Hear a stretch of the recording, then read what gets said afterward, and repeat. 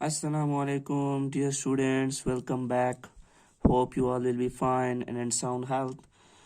Dear students, today our topic will be about verb. As we have studied earlier about verb, that verb is a word that tells something about subject.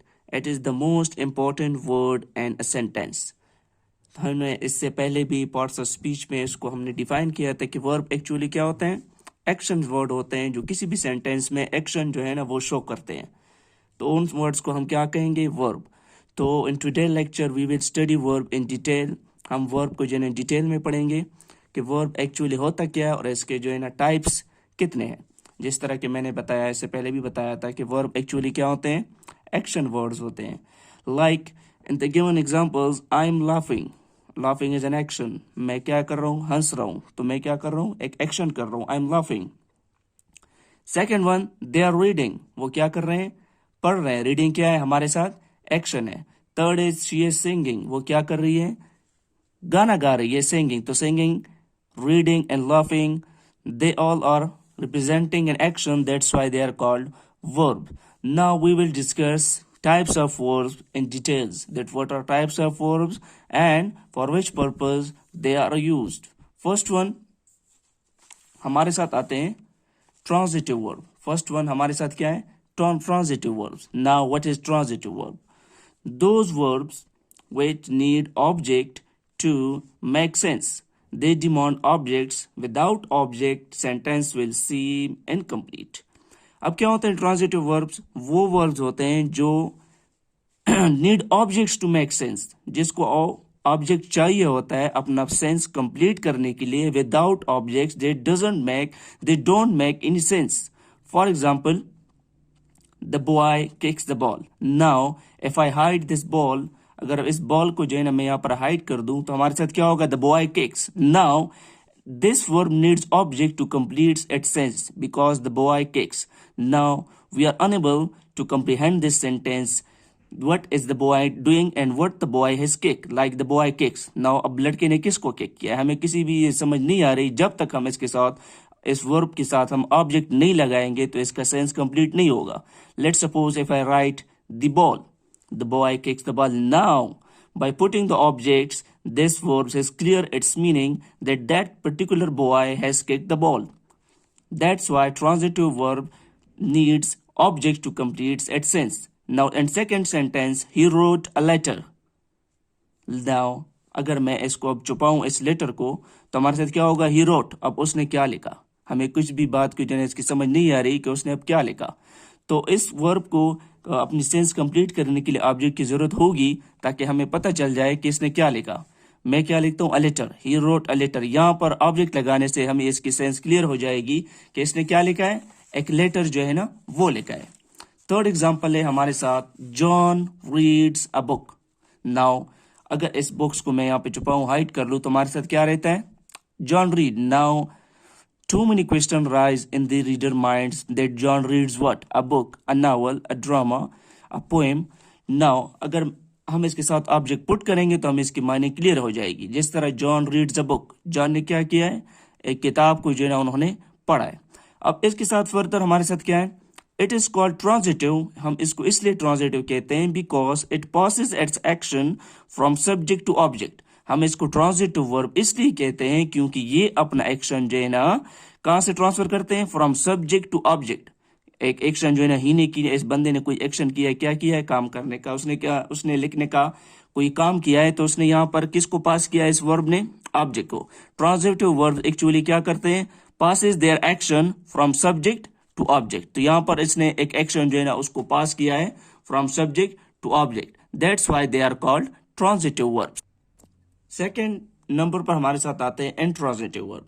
Intransitive verbs are actually the opposite of it.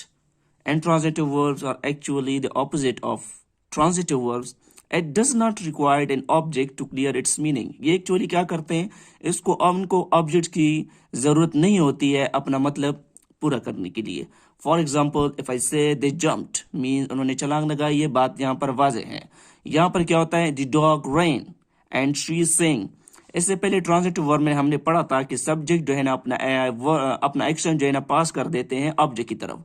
यहाँ पर action जो है ना stop हो जाता है इन पे। The dog rain मतलब कुत्ता जो था वो भाग गया, एंड शी सेंग मतलब उसने गाना गा लिया। तो ये हमारे साथ क्या आते हैं, intransitive verb.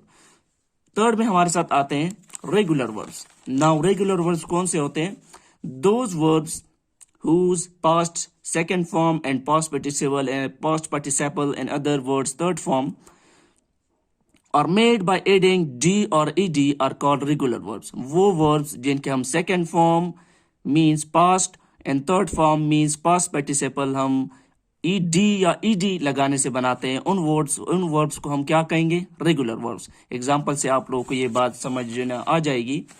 For example play है हमारे साथ सेकेंड फॉर्म ने इसका बनाया ईडी लगा के, यहाँ पर थर्ड फॉर्म भी हमने ईडी लगा के इसका थर्ड फॉर्म बनाया, that's why they are called regular verbs. Third हमारे साथ है चीट, चीटेड, चीटेड, यहाँ पर ईडी हमने लगा के इसका सेकंड और थर्ड फॉर्म कंप्लीट किया है। थर्ड है हमारे साथ रश, रश्ड एंड रश्ड। तो ये सारे हमारे साथ क्या हो गए, रेगुलर वर्ब्स, जिनको हम डी या ईडी लगा के हम उसका सेकंड और थर्ड फॉर्म बनाते हैं, those verbs are called regular verbs. इसके बाद हमारे साथ आते हैं इर्रेगुलर वर्ब्स। अब irregular actually the opposite of regular verbs. ये क्या होते हैं, रेगुलर वर्ब्स के ऑपोजिट होते हैं, which means that no d or ed is added with second and third form of verb.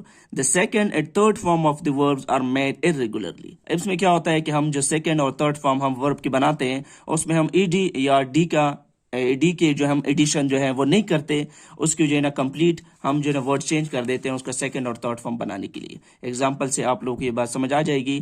For example गो का सेकंड फॉर्म क्या है, वेंट, थर्ड फॉर्म है gone, run, rain and run, drink, drank and drunk. ये हमारे साथ क्या है, इनके सेकंड और थर्ड फॉर्म है सबके। यहाँ पर हमने डी और ईडी को जो है ना एलिमिनेट किया है, यहाँ पर हम क्या करते हैं पूरा वर्ड जो है ना हम चेंज करते हैं उनका सेकंड और थर्ड फॉर्म बनाने के लिए। इसके बाद हमारे साथ आते हैं लिंकिंग वर्ब। अब लिंकिंग वर्ब कौन से होते हैं, linking verbs actually do not express action. ये कोई एक्शन वगैरह एक्चुअली शो नहीं करते, लेकिन बट वो क्या करते हैं, they link the subject to predicate. वो लिंक एक रिश्ता बनाते हैं सब्जेक्ट का प्रेडिकेट के साथ। For example as Farhan is conscious about food. Farhan जो है वो फूड के मामले में बहुत कॉन्शियस है। सेकंड एग्जांपल है दे आर स्टबबोर्न चिल्ड्रन। स्टबबोर्न मींस जिद्दी है, वो क्या है, जिद्दी लड़के हैं। तो यहाँ पर एज आर ने एक रिलेशन बनाई है सब्जेक्ट का प्रेडिकेट के साथ, तो these verbs are called linking verbs. Is, am, are, has, have, had, ये हमारे साथ क्या है, लिंकिंग वर्ब्स है, they are called linking verbs. Next हमारे साथ हैं finite verbs. Now what are finite verbs? Finite verbs change their forms when there is a change in the number or person of the subject। जब कभी भी हमारे साथ subject में persons या कोई हमारे साथ नंबर वगैरह होते हैं उनमें कोई चेंजेस आते हैं तो इनकी जो फॉर्म है वो भी चेंज हो जाती है। तो ऐसे वर्ब्स को हम क्या कहते हैं, फाइनाइट वर्ब्स। फॉर एग्जाम्पल पहला सेंटेंस है हमारे साथ बॉय ईट्स एप्पल। जिस तरह हम प्रेजेंट इंडेफिनिट टेंस का ये एक जुमला है, सेंटेंस है, यहाँ पर सिंगुलर है तो यहाँ पर हमने एस की एडिशन की है। टेंसेस जो है ना आगे हम फर्दर लेक्चर में इसको हम डिटेल में पढ़ेंगे, लेकिन यहाँ पर आप लोग को ये बात समझ जानी चाहिए कि यहाँ पर सिंगुलर आया है बॉय, तो यहाँ पर हमने एस की एडिशन की है। यहाँ पर हमने क्या किया है, सेकंड सेंटेंस में क्या हुआ है कि अब नंबर यहाँ पर बॉयज की चेंज हुए हैं, यहाँ पर सिंगुलर है, यहाँ पर प्लूरल है, तो यहाँ पर बॉयज आया है तो बॉयज के साथ वर्ब की जो पोजीशन है, जो कंडीशन है वो चेंज हो गई है। यहाँ पर हमने एस हटा दिया है बिकॉज यहाँ पर जमा आ गए। जब भी जहाँ पर हमारे साथ सब्जेक्ट प्लूरल जमा में आ जाती है तो हम यहाँ पर एस को एलिमिनेट कर देते हैं। बॉयज ईट एप्पल, तो दोनों फर्स्ट कंडीशन में हमने एस की एडिशन की है, सेकंड में नहीं की है बिकॉज यहाँ पर सब्जेक्ट की जो नंबर है वो चेंज हो गई है। That's why they are called finite verbs. Third हमारे साथ आते हैं, सॉरी थर्ड नहीं, लास्ट में हमारे साथ आते हैं infinite verbs. Now what are infinite verbs? अब infinite verbs do not change their form with the number और person of the subject. Infinite verbs are actually the opposite of finite verbs. इसमें हम क्या करते हैं कि आप जो है ना सब्जेक्ट के नंबर के साथ या ज्यादा हो जाए या कम हो जाए उसके साथ हम वर्ब में जो ना कोई चेंजेस नहीं करते। For example the students were asked to submit their assignment. यहाँ पर क्या हुआ है ये हमारे साथ जमा में आई है, जमा में जो है ना स्टूडेंट्स आए हैं और यहाँ पर हमने क्या किया है, सबमिट ही लेके आए। अब यहाँ पर बेशक सिंगल स्टूडेंट आप लेके, the student was asked to submit, यहाँ पर चाहे ये सिंगुलर हो या प्लूरल हो, यहाँ पर इस वर्ब में कोई चेंजेस नहीं आएगी। That's why they are called infinite verb. Second example है हमारे साथ इसकी, the teacher encourage the students to work hard. Teacher ने क्या किया है, एनकरेज किया है बच्चों को कि वो जो है ना सख्त मेहनत करे।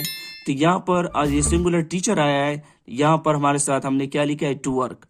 इस वर्ब में जो है ना कोई चेंजेस नहीं आएगी। बेशक यहाँ पर आप टीचर्स लिखो या पीपल्स लिखो या यहाँ पर जो है ना और भी कुछ जमा लिखो या दे लिखो, they encourage the students to work hard, teachers encourage the students to work hard. बेशक यहाँ पर ये सिंगुलर हो या जमा हो, इस वर्ब में जो है ना कोई भी चेंजेस नहीं आएगी। तो ऐसे वर्ब्स को हम क्या कहेंगे, इनफाइनाइट वर्ब्स।